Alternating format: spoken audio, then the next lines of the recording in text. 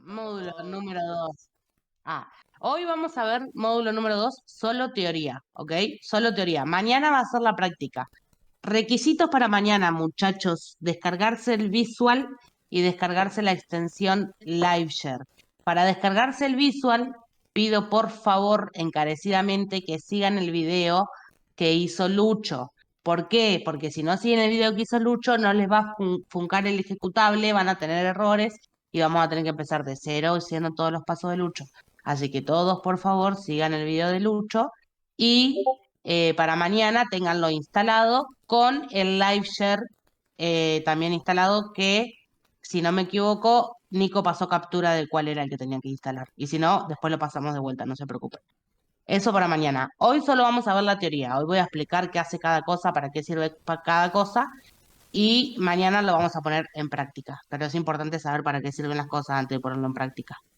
Todo esto está acá en Discord. Sí, el video de Lucho está acá en Discord. Después lo pasamos por el chat. Empezamos.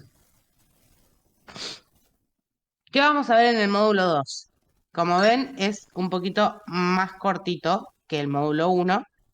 Primero vamos a hablar de la representación gráfica de los algoritmos y después vamos a hablar de lo que es lenguaje y programación.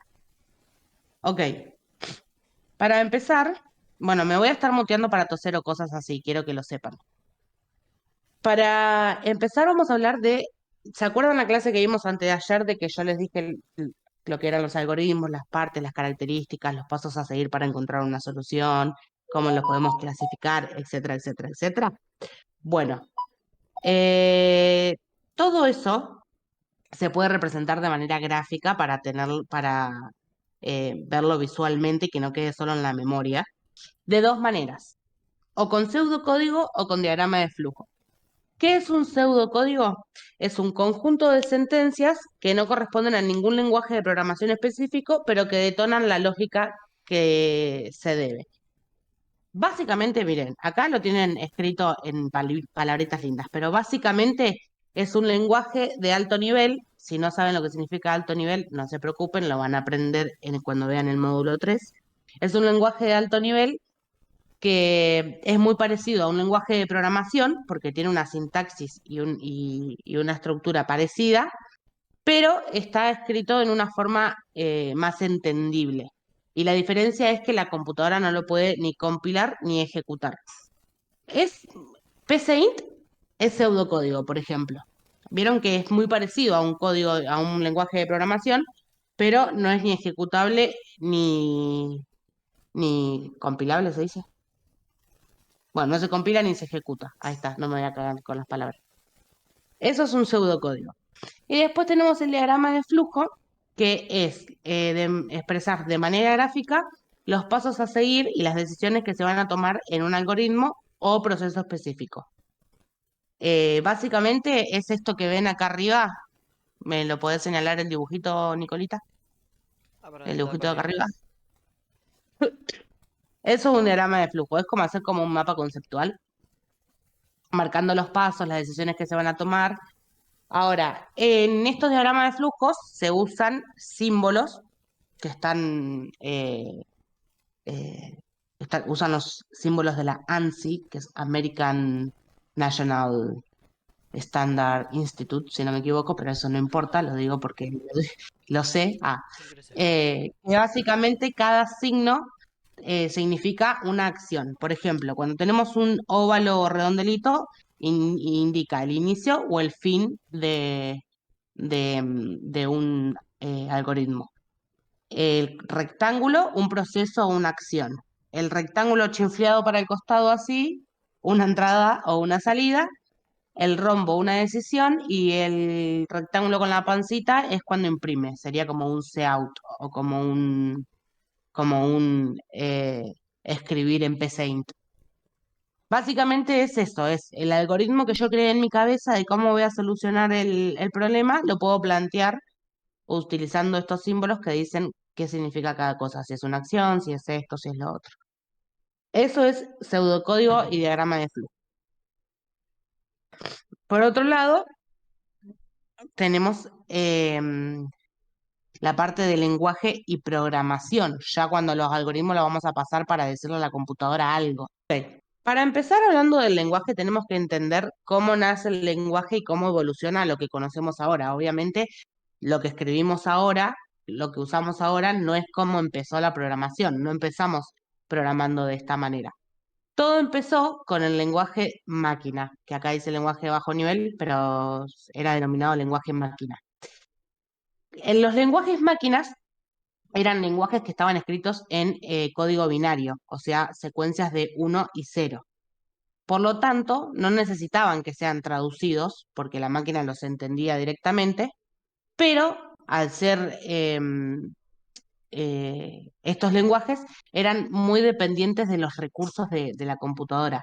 O sea, dependían mucho de en dónde se iba a ejecutar el programa y dónde se estaba creando el programa. Por eso el programador tenía que conocer muy bien el software en el cual estaba trabajando para programar. Luego de esto, eh, se pasó a un lenguaje ensamblador que también era muy dependiente de la computadora y de los recursos de la computadora y el programador tenía que conocer bien el software con el que estaba trabajando, pero ya no era escrito más en código binario. En el lenguaje ensamblador se les asignaba un nombre a las secuencias de ceros y unos, se les asignaba un nombre mnemotécnico. Mnemotécnico significa un nombre que, que ya está en tu memoria para recordarlo, básicamente. Entonces, a todas las secuencias de ceros y unos se le asignaba un nombre para que sea más fácil y no tener que acordarte de 00110101. Se le agregaba un nombre.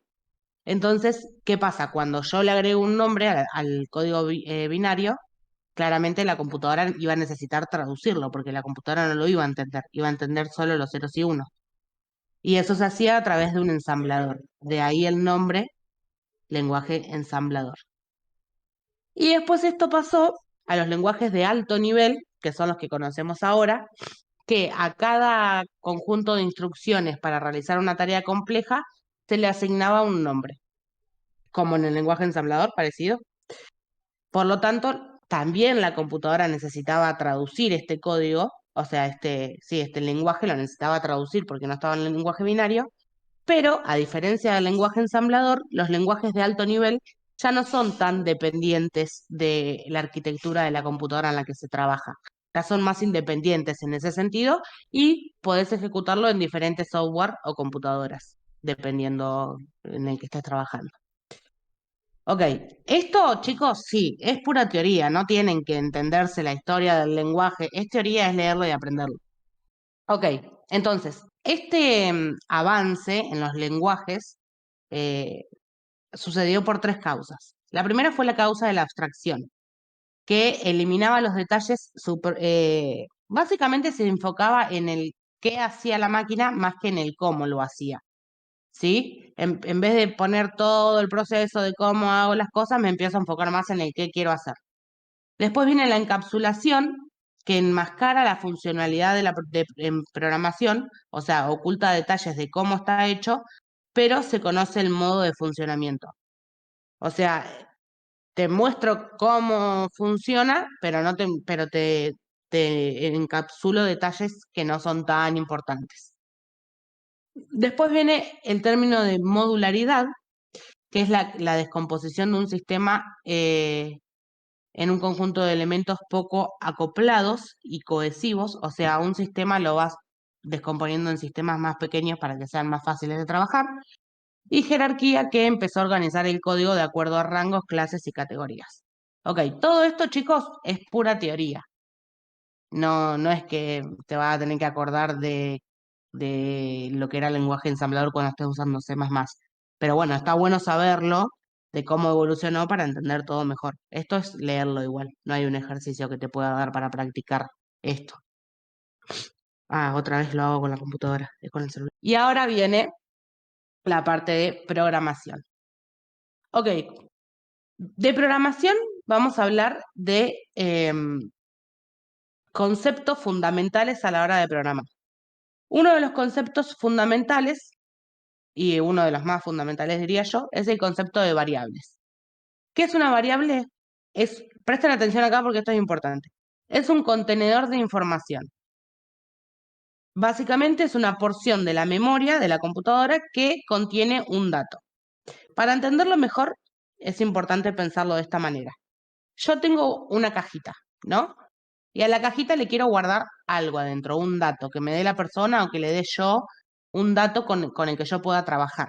Esos datos los vamos a guardar en una cajita y le vamos a poner una etiqueta con un nombre para acordarnos qué hay en esa cajita. ¿Qué pasa? Las cajitas tienen una forma específica para cada tipo de dato. O sea, si yo quiero guardar un plato redondo en una caja cuadrada, no me va a entrar, ¿no? Claramente. Cada caja tiene una forma para cada tipo de datos. Si yo quiero guardar un número entero, tengo que guardarlo en una cajita de que me entren números enteros. Si yo quiero guardarlo un nombre, tengo que guardar en una cajita que me entre un nombre. Y a cada cajita le voy a poner yo, le voy a asignar yo un nombre, una etiqueta con un nombre, para acordarme lo que hay dentro de la caja. Como cuando nos estamos mudando y a la caja donde hay cubierto le ponemos cubierto para acordarnos que ahí están los cubiertos. Básicamente eso. Ahora, como acabo de explicarles recién, hay diferentes tipos de datos. Y estos se definen de la siguiente manera. Esto es, para entenderlo, esto igual es en C++, ¿ok? Creo que en otros lenguajes de programación cambian un poco los nombres. Lucas, corregime si estoy equivocada. Bueno, no me Está corrige. bien, está bien. Ok. Entonces, en C++ tenemos int, integer, es de número entero. ¿Ok? Cuando tenemos un número entero, puede ser negativo o positivo, pero tiene que ser entero, o sea, sin coma. Después, para los números con coma, tenemos float y double. Float es con número con coma que después de la coma tiene hasta 7 numeritos más. Y double hasta 15 numeritos más. Por ejemplo, si yo quiero poner 7,80, uso un float. Pero si quiero poner 7,1, 2, 3, 4, 5, 6, 7, 8, 9, 10, 11, uso un double. ¿Ok? Después tenemos los boolean, que son los booleanos de álgebra de Boole que vimos ayer, que básicamente es verdadero o falso. Ah, mira, ese no lo puse en el ejemplo. Pésimo mío. Bueno, me olvidé. Después tenemos char, que char es un carácter. Puede ser un número, un signo, una letra, un más, un menos, un signo de exclamación, pero tiene que ser un carácter, uno solo. Después tenemos string, que string es un conjunto de carácter, una cadena de caracteres. Por ejemplo, si yo pongo un nombre que tiene muchas letras, tiene muchos caracteres, va a ser un string porque es un conjunto de caracteres. Y después tengo const, que viene de constante, que es cuando yo quiero declarar una variable que no quiero que se le cambie el valor en ningún momento del código. O sea, yo quiero que esta variable valga siempre, no sé, por ejemplo, 12. Quiero que la variable número valga siempre 12 y en ningún momento del código me cambies que valga 12.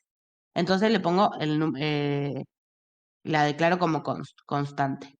Luego, cuando los algoritmos se vuelven más complejos, es necesario incorporar otro tipo de estructuras que nos permitan generar bifurcaciones. No sé si está escrita bien esa palabra en los pasos que se van a describir. O sea, bifurcaciones básicamente es crear como partes del código que nos ayuden a controlar el flujo de lo que queremos hacer. Son estructuras, bueno, claramente lo dice abajo, estructuras que nos permiten controlar el flujo de ejecución de un código. Estructuras de control. ¿Cuáles son esas estructuras de control? Se dividen en dos tipos: las condicionales y las iterativas o bucles. Ahora vamos a hablar de las condicionales. ¿Cuáles son las condicionales? Son básicamente las que vos le pones una condición y ellos evalúan si se cumple o no esa condición. O sea, si la condición es verdadera o falsa. La más conocida es el if, que es el si de psaint, y se utiliza para evaluar una condición y ejecutar un bloque de código si la condición es verdadera. Por ejemplo, como yo pongo al lado. Si número es mayor a 10, es menor a 10, decime que mi número es menor a 10. Todo va a pasar solamente si se cumple la condición que yo tengo acá, num menor a 10. Y me va a ejecutar esto. Su número es menor a 10. Ahora, ¿qué pasa si yo quiero, por ejemplo, yo le estoy poniendo acá la condición menor a 10 y le digo su número es menor a 10, pero ¿qué pasa si me pone un número mayor? Esa condición de num menor a 10 va a ser falsa, porque el número no va a ser menor a 10. Por lo tanto, yo le puedo agregar un else, que el else te imprime algo en caso de la condición sea falsa. O sea, te imprime o te hace lo que vos le digas que le diga adentro del código, obviamente, adentro de las llaves. O sea, a ver, empecemos de cero. Tengo una condición. Quiero ver si la condición es verdadera o es falsa. Ok, le pongo un if, digo sí, la condición, que en este caso es número menor a 10. Si eso pasa, si eso es verdadero, se me va a ejecutar el código que tenga entre las llavecitas del if. Ahora, si eso es falso, yo puedo optar o dejarlo así y listo, que ya está, que no le diga nada, que no le diga que el número es mayor a 10, o agregar un else y decirle que su número es mayor a 10. O sea, poner otra porción del código que pase solo si es falso. ¿Por qué en el else no tengo paréntesis con condición? Vieron que yo en el if tengo una condición que dice num menor a 10. ¿Por qué en el else no tengo una condición? Porque el else siempre es perteneciente de un if. Yo no puedo poner el else solo en el código. El else es siempre perteneciente de un if porque se ejecuta si la condición de arriba no es verdadera. Yo siempre compruebo primero que sea verdadero. En caso de que no sea verdadero, agrego un else y ejecuto. Pero el else va a interpretar que la condición que está viendo si es falsa es la del if de arriba. ¿Ok? Luego tenemos un otro condicional que es el else if. If, else, if, else. ¿Qué pasa? Va a haber ocasiones donde yo quiero comprobar más de una condición. ¿Ok? Si es verdadera más de una condición. Para eso agrego un else if. Por ejemplo, en este ejemplo, yo tengo si número es igual a 10, que me diga mi número es igual a 10. Ahora, ¿qué pasa si yo quiero decir si un número es igual, menor o mayor? Ahí tengo tres condiciones, no puedo usar un if y un else, porque me quedaría una condición fuera. Entonces agrego un else if que me verifica la tercera condición. Yo digo, if número es igual a 10, que me diga mi número es igual a 10. Si no, que me verifique si es menor. Si no, si tampoco es menor, ahí va a pasar al else. Ok, ¿esto es verdadero? No. ¿Esto es verdadero? No. Bueno, ejecuto el else. En caso de que alguna de las anteriores sea verdadera, lo que está abajo no se va a ejecutar, porque ya se rompe cuando es verdadera una condición. Al else solo llega cuando algo es falso. Ahora, esto puede ser infinito. Pueden poner la cantidad de else if que quieran. ¿Ok? Eh, mientras que siempre tenga que ver con la misma condición, o sea, mientras que, por ejemplo, acá siempre estamos trabajando con el 10. Yo no puedo poner si número es igual a 10 o si la palabra es mayor a 80 o si, ¿me se entiende? Se tiene que ir como con una coherencia el código. Ah. Y por último, el último condicional que tenemos es el switch. El switch lo que hace, básicamente, es lo mismo que el else if, pero con más condiciones. Lo que hago yo es decirle, ok, tenés todas estas posibilidades que pueden pasar.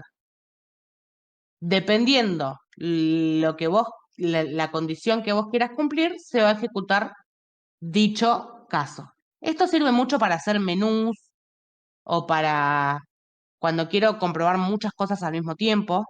Como ven acá, por ejemplo, en el ejemplo, tenemos ingrese un mes y yo le doy la variable mes.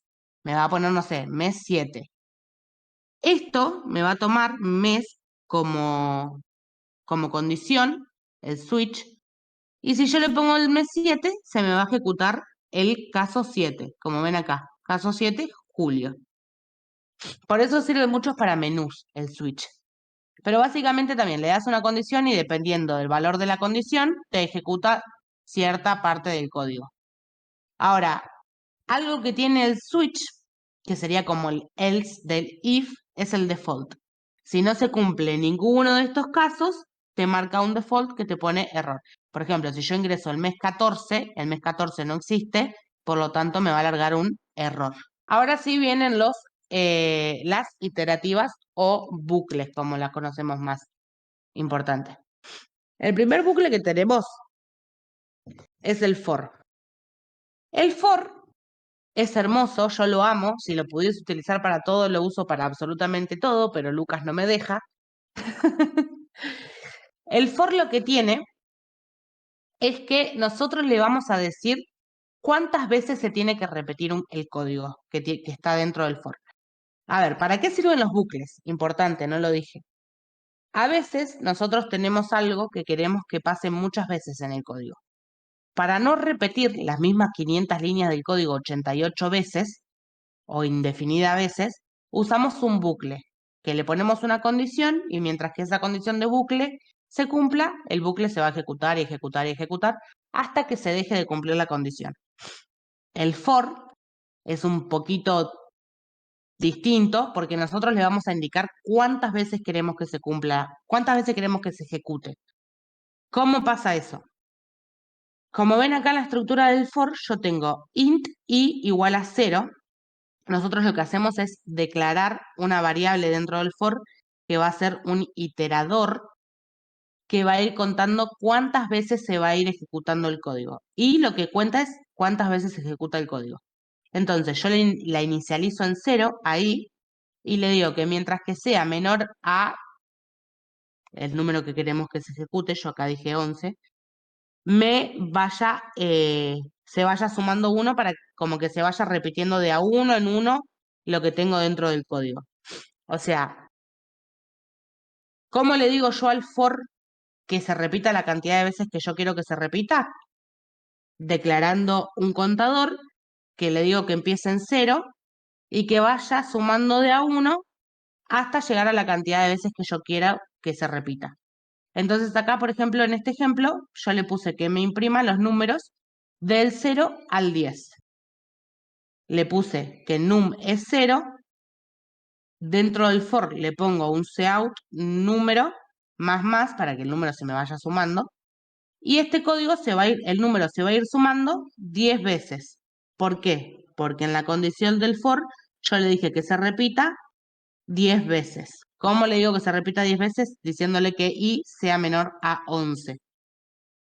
Y menor a 11. O sea, al 11 no va a llegar, se va a repetir 10 veces. Y me imprime el ejemplo que muestro acá, 0, 1, 2, 3, 4, 5, 6, 7, 8, 9, 10. El for le van a agarrar la mano con práctica también, chicos. Pero bueno, lo importante del for es saber que nosotros le vamos a especificar cuántas veces queremos que se repita. El for each va a ser un poco difícil de entender si no entienden arrays o listas o matrices, porque el for each se usa para eso, para recorrer o moverse dentro de estructuras de datos. Lo que hace es buscar dentro de una estructura de datos algo o moverse dentro de eso. Por eso dice, si números dentro de números, que número sería mi vector, básicamente es eso, moverse dentro de estructuras de datos. Si no tienen estructura de datos, por ahí no lo van a entender todavía, pero sepan que cuando vean estructura de datos, para moverse dentro de ella van a necesitar un bucle for each. Ok, siguiente. Claro, imprimiría 1, 2, 3, 4, 5. Tenemos el while, otro que a mí me encanta y amo. El while permite ejecutar un bloque de instrucciones mientras se cumpla una condición que se evalúa en un booleano true o false. Básicamente es, yo le digo, mientras pase esto, haceme esto. En español. While es mientras en inglés. While número sea menor o igual a 0, imprimime este número no es mayor a 0, ingrese otro. Esto, vos le decís una condición, mientras que esa condición sea verdadera, se va a ejecutar lo que está dentro del while. Si la condición es falsa, no va a entrar al while, se lo va a saltear y va a pasar a la siguiente línea de código que haya. Esto sirve mucho para corroborar que los datos estén bien ingresados o para decir, no sé, para cualquier condición, básicamente. Por ejemplo, acá yo le digo, ingrese un número mayor a 0 y le pongo el sein para que me ingrese un número. Mientras que el número que me ingresó sea menor o igual a 0, me va a decir, este número no es mayor a 0, ingrese otro. Como lo ven acá en el ejemplo. Yo pongo, ingreso un número mayor a 0 y le pongo un 0. Venite al ejemplo, Nico, por favor, que está abajo. ingreso un número mayor a cero. Le pongo un cero. Entonces me dice, este número no es mayor a cero, ingrese otro. Le pongo menos uno. Me dice, este número no es mayor a cero, ingrese otro. Y así hasta que le ponga un número que sea un 3. Claro, while es mientras en inglés. Hasta que le ponga un número que sea mayor a cero y ahí ya no me va a imprimir nada porque no va a entrar al while porque no se cumple la condición. O sea, la condición no va a ser verdadera. Y después, muy parecido al while, tenemos el do while, que es básicamente lo mismo. ¿Cuál es la diferencia del do while? Que se va a ejecutar sí o sí por lo menos una vez. En el while, como yo les expliqué, solo se ejecuta si se cumple la condición que tiene dentro. O sea, si yo pongo, por ejemplo, ahí número menor o igual a cero, si el número es menor o igual a cero, se va a ejecutar. Si el número no es menor o igual a cero, no se va a ejecutar. Nunca, jamás. Pero el do while primero hace y después comprueba, porque en español eso sería hacer ta ta ta ta, mientras que ta ta ta ta. Entonces, primero va a ejecutar el código y después va a comprobar. Por lo tanto, por lo menos una vez lo que está dentro del do while se va a ejecutar. Esa es la diferencia entre el while y el do while. El while va a pasar solo si se cumple la condición y el do while por lo menos una vez va a pasar. Funciones y recursividad. ¿Para qué sirven las funciones? Son secciones de código que podemos reutilizar varias veces dentro de un código. La podemos llamar dentro del código para que se ejecute. Ok, importante. Hay veces que hay cosas en el código que van a pasar muchas veces. Por ejemplo, hay muchas veces vamos a tener que corroborar algo o vamos a tener que hacer una acción o cualquier cosa que va a pasar muchas veces en un mismo código.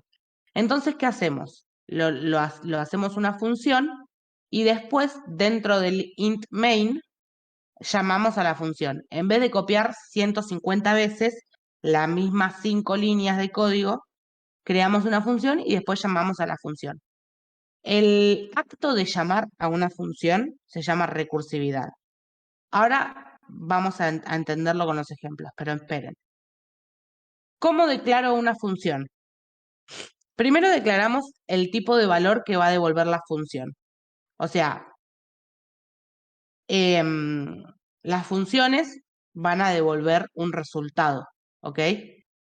Si va a devolver un resultado de un número entero, la función va a ser de tipo int. Si va a devolver un carácter, va a ser tipo char. Si va a devolver un verdadero o un falso, va a ser bool y así. ¿Qué pasa cuando yo no quiero que la función, cuando yo quiero que la función no me devuelva absolutamente nada?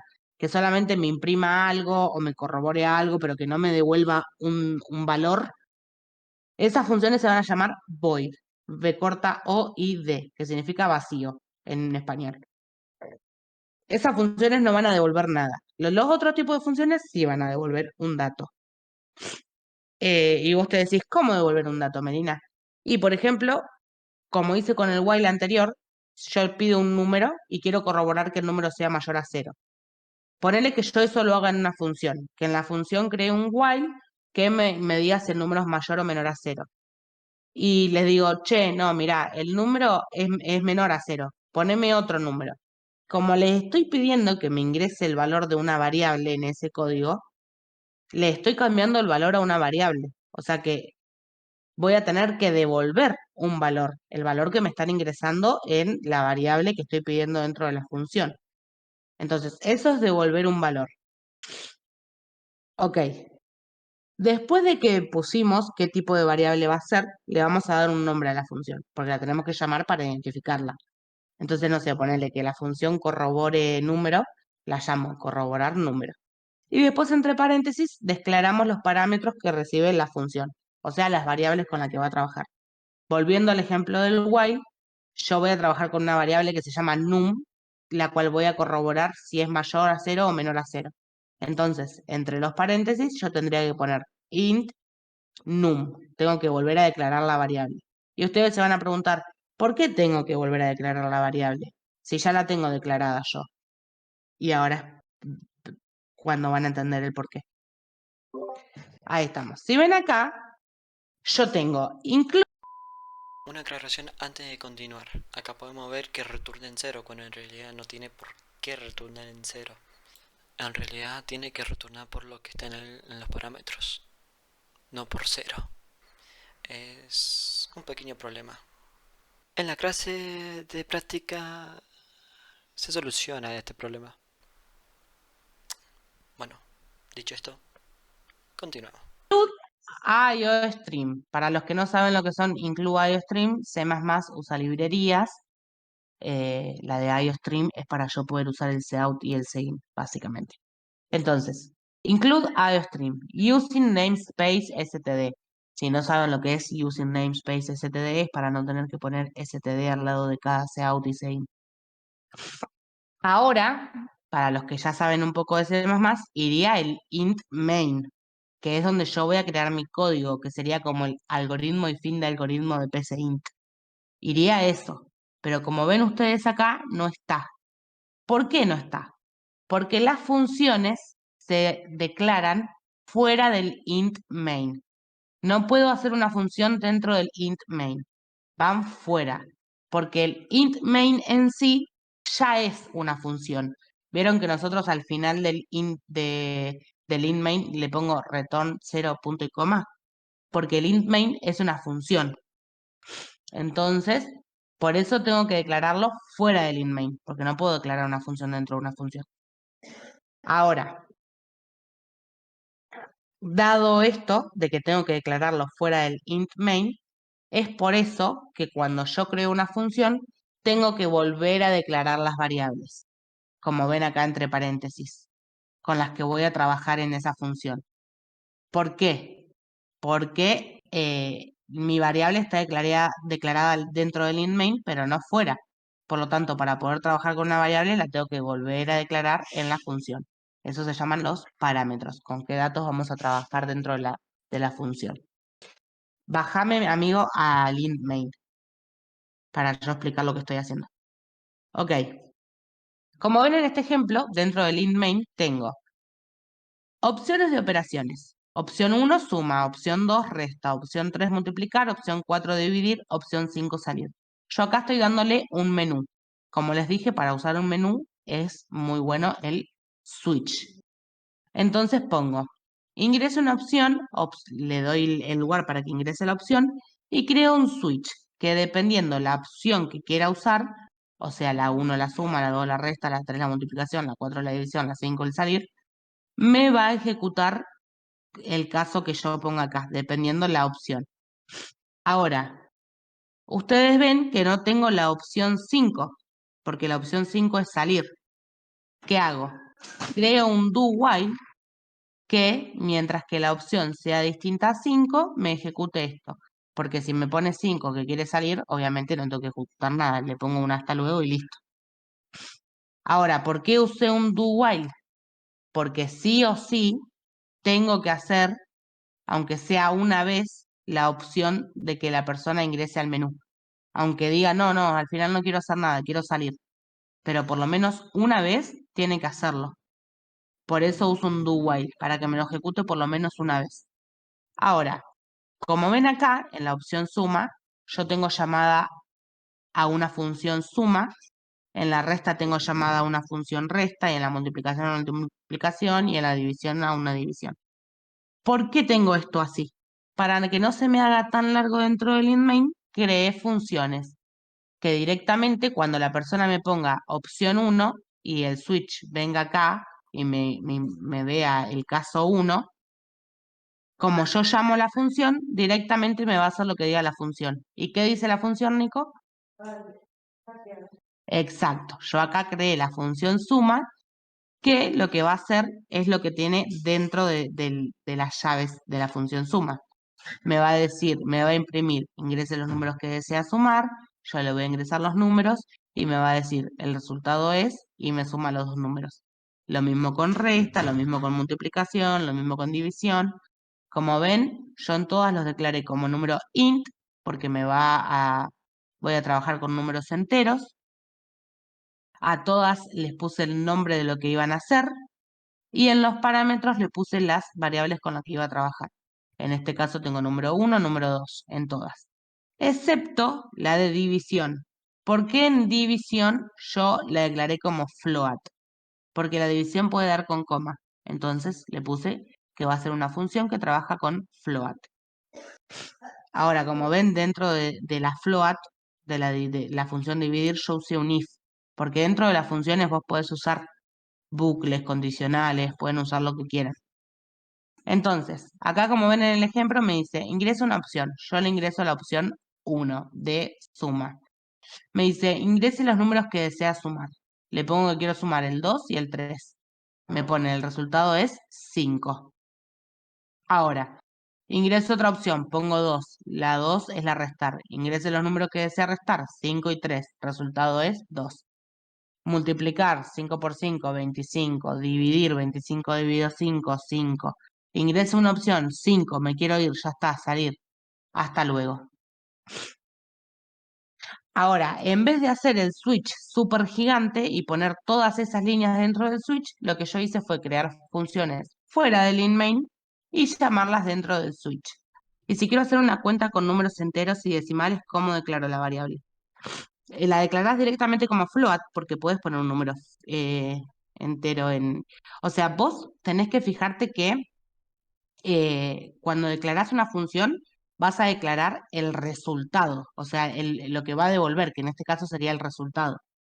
Ahora, si dentro del float vas a trabajar, ves, mira, si vos te fijas acá, yo en mi función float de dividir, en los parámetros le puse que los números eran enteros, porque los números que me iba a ingresar la persona eran enteros. Pero como el resultado podía dar con coma, yo hice que la función sea float, porque podía hacer que el resultado me dé con coma, que era el valor que me iba a devolver la función. Pero dentro de los parámetros le puse que iba a trabajar con números enteros. O sea, yo te puse dividime 20 dividido 3. El resultado va a ser un número con coma, por eso es float. Pero 20 y 3 son números enteros. Y ahora viene esta parte que son características de los códigos. Ok. Características de un código. Eficiencia, acá no es eficiencia, es eficacia. Eficacia y fiabilidad. Que el código haga lo que tiene que hacer, básicamente. Que Eso yo entre dice a un código y que sepa que tiene que hacer lo que tiene que hacer. Que error me, que mío. me cumpla con la consigna. Sí, no hay drama. Te perdono porque yo me equivoqué en la anterior. La siguiente, eficiencia. Que tratemos que nuestro código use la menor cantidad de recursos de la computadora como sean posibles. Que utilice la menor cantidad de memoria, etcétera. Integridad y completitud habla de que el código utilice todos los datos que yo le di. O sea, que cuando yo lo ejecute haya utilizado todo lo que yo hice en el código. Que no se me saltee una parte del código o que no ande una parte del código. ¿Ok? Claridad y usabilidad lo que habla es de que el código sea fácil de entender. Que yo lo use y que lo pueda entender. Portabilidad quiere decir que se pueda ejecutar por lo menos en más de un software, o sea, que yo lo pongo el código en un software y ande. Y mantenibilidad habla de que cuando yo entre a mi código, al código fuente que yo escribí, pueda encontrar partes del código fácil para poder adaptarlo a la necesidad del cliente al que se lo estoy creando. Por ejemplo, capaz que yo tengo un código que me lo pidieron dos clientes distintos y tienen alguna modificación, que sea fácil de mantener y que sea fácil de detectar errores, que sea fácil de... Básicamente eso, sí, que sea fácil de mantener. Y después viene lo que es el ciclo del desarrollo del software, que básicamente es lo mismo que vieron ayer, no, antes de ayer, en pasos de solución del problema en algoritmo, pero para programación. Primero está la etapa de definición del problema, donde nosotros definimos que hay un problema que tiene solución. Después viene la etapa de análisis, que es donde yo veo qué datos voy a necesitar y cómo lo puedo solucionar. Después viene la parte de codificación, que es donde yo escribo el código, una vez que ya sé cómo lo puedo solucionar. Después viene la parte de prueba y depuración, que es donde yo voy probando el código, voy viendo que funcione, que no tenga errores, y lo voy documentando, que sería la siguiente parte, documentación. ¿Por qué es importante que yo documente un código? Por muchas razones. ¿Qué es documentar? Cuando lo vas comentando, chicos, con las dos barras para el costado. ¿Para qué? Para yo entenderlo. Cuando agarre un código después de 3 meses sin tocarlo, que lo pueda entender cuando lo lea. Y dos, porque hay muchas veces que no sos la única persona trabajando en un código, son un equipo entero. Entonces, para que todas las personas lo puedan entender qué hiciste acá, por qué lo hiciste, para qué sirve, etcétera, etcétera. Además, es bueno documentar eh, cuando vas haciendo el proceso de codificación, en dónde te tiró error, por qué me tiró error, cómo lo puedo cambiar, etcétera, etcétera, etcétera. Después viene la parte de implementación, que es cuando el código ya está hecho y ya anda, y la parte de mantenimiento, que es cuando lo cambio por alguna necesidad del cliente, o porque se detectó algún bug, o porque hay que modificarle algo, etcétera. Ok, eso fue el módulo 2, muchachos, y ahora viene el sector de dudas. Y mientras ustedes preguntan dudas, yo me voy a mover a la cocina antes de que mi mamá me eche de mi casa. El switch. Tenemos. El switch lo que hace es como abrirte tipo como un menú, en donde dependiendo la opción que quiera la persona, te va a ejecutar el código que quiera. Por ejemplo, yo acá le digo, ingrese un mes, él me va a poner el número del mes que quiere. Dependiendo el número del mes que quiere, yo acá los tengo como case 1, case 2, case 3, case 4. Si me pone, por ejemplo, el número 1, va a venir al case 1 y me va a leer enero. Si me dice, no sé, número 8, me va a ir al mes case 8 y me va a leer agosto. O sea, dependiendo el número que ingrese la persona, se va a ejecutar un caso y lo que esté dentro del caso. En este ejemplo, solamente tenemos un cout con un nombre, pero ya acá puedo ponerle una función, como en el ejemplo que hice de la función, o puedo ponerle, no sé, un if, un while, puedo ponerle lo que quiera y se va a ejecutar lo que esté dentro de eso, de ese caso. Y la persona ingresa al caso utilizando la variable que le demos para que ponga el número que quiere, que en este caso es la variable mes, pone el número que quiere, que es 7, y me imprime julio, que está dentro del caso 7. El default que hace, el default es el else del if. Si no ingreso el número de ninguno de estos casos, me va a venir como me va a decir, no, es falso, porque no es ninguno de los casos y va a ejecutar lo que esté dentro del default. Que en este caso, por ejemplo, ingrese mes, me pone 14. Ok, no hay ningún mes que se llame 14. Me va a imprimir lo que dice el default, que es error.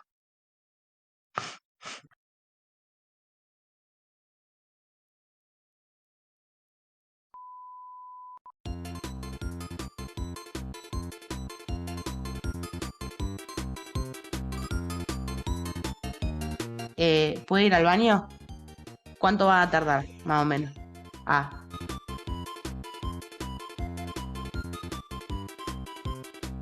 primero declaramos el tipo. No, no, no, amigo, volveme la teoría.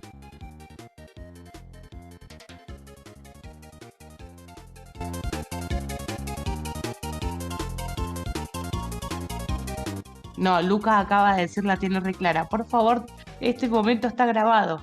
Ay, Dios, voy a llorar de la emoción.